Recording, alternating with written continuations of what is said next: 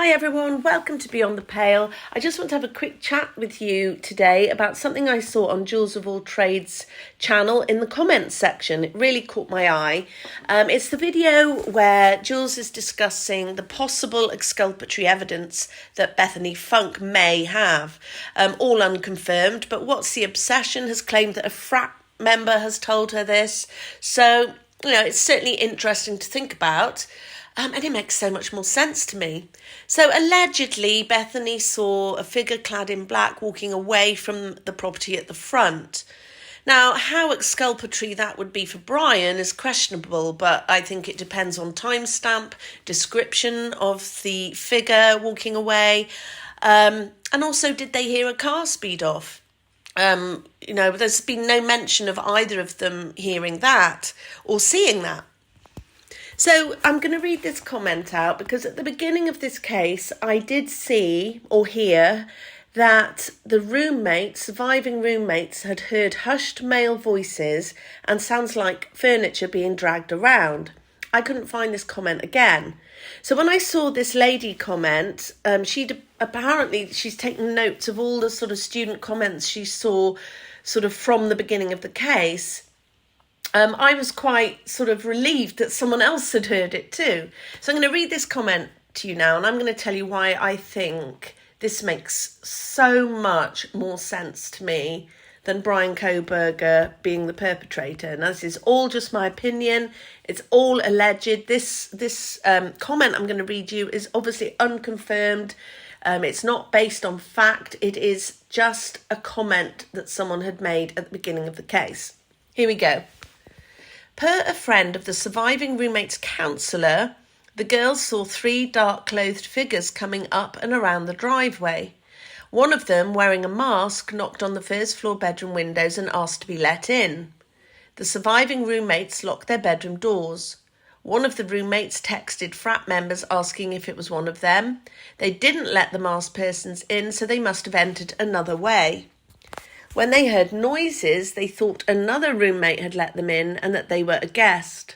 They heard a commotion upstairs, similar to furniture being thrown around.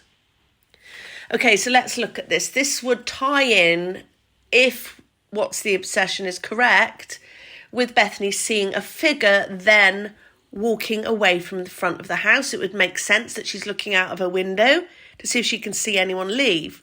She's probably wondering what the hell is going on. Now, obviously, this says roommates in the plural, and the PCA says Dylan was on the second floor. So I'm going to trust the PCA for today only. Let's imagine now that Bethany is on the first floor, Dylan's on the second, and the other roommates are in their rooms, the victims. So someone knocks on Bethany's window, and she sees 3 figures. One's got a mask on. Okay, so she doesn't let them in. Wouldn't you then shout upstairs, someone's here? I would. That's the first tick for me that makes sense. Dylan hears someone say, someone's here. So if someone's just knocked on Bethany's window and she locks her door, wouldn't you shout up first, someone's here, and lock the door? Then Bethany, this is obviously playing on her mind, is texting frat members to see if it's them. She's obviously got some alarm bells ringing. Forensic downloads of Dylan and Bethany's phones give estimated time of death. So that would clearly show when the perps arrived. Bethany going, have you just knocked on our window? Is that you? And I think she'll have shouted, someone's here. So now we've got Dylan on the second floor. I'm questioning why she didn't hear anyone coming in through the slider. Maybe there's someone here, has just woken her up and she's a bit sort of foggy, brain's a bit muggy, just waking up. So hasn't actually heard them go past. Because they were bold enough, obviously, again, I have to stress this is all alleged, they were bold enough to ask to be let in on the ground floor. That tells me the front door was locked. So who's to say the slider wasn't locked? Maybe someone did let them in. Maybe let me in. Maybe Xana heard that. Maybe Xana and Ethan were first. Maybe Xana ran back to the room or backed backwards into her room as she'd opened the slider and let these people in. Maybe that is why Ethan was on the bed. Allegedly, everyone's saying he was blocking the door. We don't know that. We do know that a red substance leaked out of the house in that corner where the bed was. So I'm going to assume for this that Ethan was in the room, and it would make sense that Dylan heard Xana crying because Xana doesn't really know what's going on. So we could say that Xana and Ethan were first if someone let them in. Don't forget Xana's awake. She's had her DoorDash. She might have thought the DoorDash was coming back with something she'd forgotten. You know, oh, guy, you forgot your burger, or, you know, she's awake. She might have thought it was frat members coming round, or did she know them? Did she open the door because she knew them? This is purely spitballing. So the other option is that they found the slider open and they went upstairs first. But the speed of this crime, 3 of them would make much more sense than 1. So we've got 3, allegedly. Maybe 2 of them go in with Xana and Ethan because Ethan's a big man. And then one of them goes up to Maddie and Kaylee. Maybe there were 4 of them and Bethany didn't see the 4th. And then the sounds of furniture being thrown around. Is that what Dylan thought was Kaylee playing with Murphy? If there were 3 of them, it lessens the possibility that there were screams and shouts. I think it heightens the possibility that Xana, you know, was crying rather than screaming. I think with 3 of them, the sound would be reduced, which would make more sense with Dylan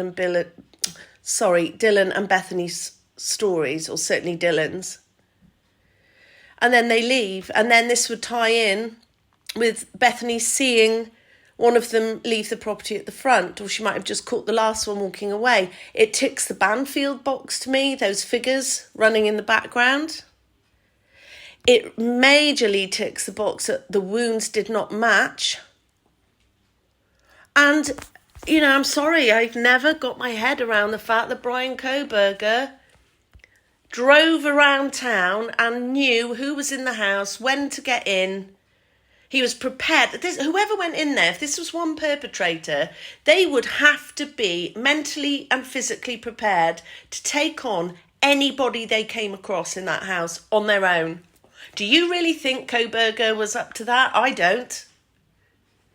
But 3 of them, on a mission, watching the house, knew who had gone in there, knew who was in there, had something very important to do and fast. This makes so much more sense to me. Why would Brian need his phone? Why would Brian, if he was going to unalive Maddie, need his phone? Who was he going to call about that? Did he need Google Maps? Not according to everyone who thinks he's been stalking the property 12 times. And we don't know that he was stalking the property. We just know his phone pinged in that area. How many other people's phones pinged in that area? Those people on the Banfield, their phones would have been pinging in the area. And there's three unidentified male DNAs in that property that have not been tested, that are not in CODIS. So I asked these questions. There was a glove. They also took a cigarette, I believe. But one of those male DNAs was next to a victim. We're going to ignore those, are we, law enforcement? I tell you, this comment that I read on Jules, when I really started thinking about it, God, it ticked the boxes for me. The wounds do not match, said Steve Gonsalves. They would have to know who was coming and going. How does Brian know if he's driving round? He didn't know who he was going to face in there. 3 figures watching that house would know exactly who was in there. What do you think? Let me know. I think I might have said this already, sorry, but I think there's reasons. Bethany's statements were left out of the PCA. I've read comments, why frame Brian? Well, I wonder if, they found his car driving around. They found it fit. They needed their town up and running as soon as possible. And as they looked into him, he ticked a few boxes for them. Oh, he's studying criminology. Yeah, he's the guy who applied for this post. He's a bit odd. Kaylee's mum said that she believed they would have known them. Is that why someone opened the slider to let them in? All speculation. But doesn't this make sense? 3 unidentified male DNAs. Nothing from Dylan and Bethany that they heard a car screeching off. None of Bethany's statements in the PCA. Of course they don't have to put it in, but why not? They've kept things out. I think it's because it didn't fit with this tip they had that a car was driving around at that time. And I think perhaps they were genuinely suspicious of this car. And they found a few things that match. Oh, yeah, he was a bit odd, wasn't he? Criminology, bit of a loner. He's driving. Why would anyone drive around at that time of night? Let's look into this. But they didn't have enough evidence. His phone's been pinging 12 times before the murders in the area. He's stalking them. I'm starting to think law enforcement was spitballing themselves and decided they quite liked it. And actually, he's an out-of-towner as well. He's an outsider. That looks even better for us. And they went for it. We only hear about the knife sheath after they've gone through his parents' trash. Just putting that there. This is all my thoughts, all my opinions only, all my speculations. But let me know what you think. I'd be really, really interested to know. Take care, everyone. Have a good day, and I will see you soon.